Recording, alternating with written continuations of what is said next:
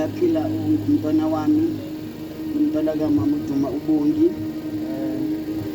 Siphile nabo iminyaka yonke kwaze kwafika la ubaba ayaphila, amazwi kaNkulunkulu benobabuhlengwa umyeni kaZinhle bedlula kanye emhlabeni 2021. Isumela nje ukuthi ngizonicela bazalwane uNkulunkulu elalele ukuthi nisicelise ukuthi kwanele asakwazi ukuma mhlambe all these years from 2021 bekubonakala ngathi siyakwazi ukuma noma siyakwazi ukwenza nabakubonayo bathi awu strong umile, kodwa it's not about 2021 ukushona kwabo kodwa ingako konke okwenzekanayo after ukushona kwabo. So kuyasinda kakhulu.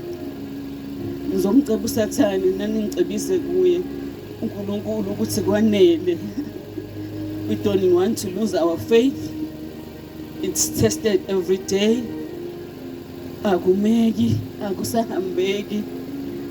uSathane uqedile ngathi mayicabanga kodwa ufuna ukuhlasela nabantwana bethu. Abantwana bethu kunzima nokufunda, bahlaseleka nje besho. Abantwana bethu bayashada, imishado engalungi. Imisebenzi esiyenzayo ayifuni ukuphumelela. Abantwana bethu bayagula bazalwane. Ngigulelo usisi wami osemva kwami ne-cancer onke lo nyaka. Unama-twins abafana bakhe ababili, bagula bobabili kakhulu. Ngihleli nabo ekhaya endlini. Lo sibili uphuma izolo esibhedlela after 9 weeks. Engavuki, engakhulumi, engadli, engizilutho.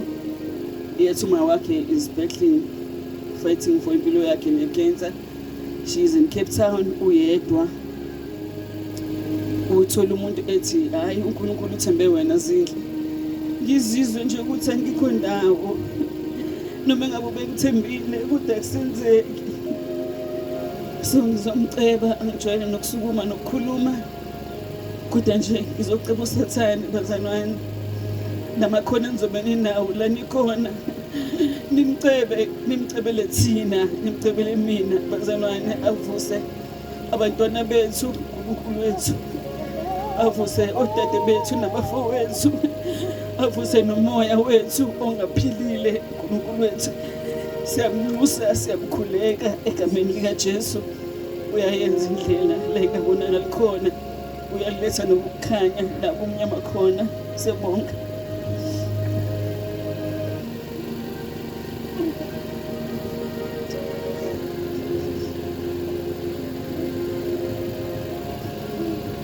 Ngiyababingelela abazalwane egameni likaJesu waseNazaretha. Njengoba kade esho usisi nami angijwayele ukuma phambi kwabantu, kodwa ngizwa uNkulunkulu engimangalela ukuthi ngingabe ushare lobufakazi. Ukhona usisi umama kade ekhuluma ngokuthi bazalwane i-depression into ekhona. Sonke njengoba sila ngiyacabanga ukuthi zikhona izinto ebesingazenza ezibalekile, kodwa sibone kubalekile ukuthi size la sizokhuleka. Bazalwane siyamthanda uNkulunkulu, uyasenzela zonke izinto, kodwa indaba ye-depression it's real and kuyadinga bazalwane sikhulekele strength uNkulunkulu.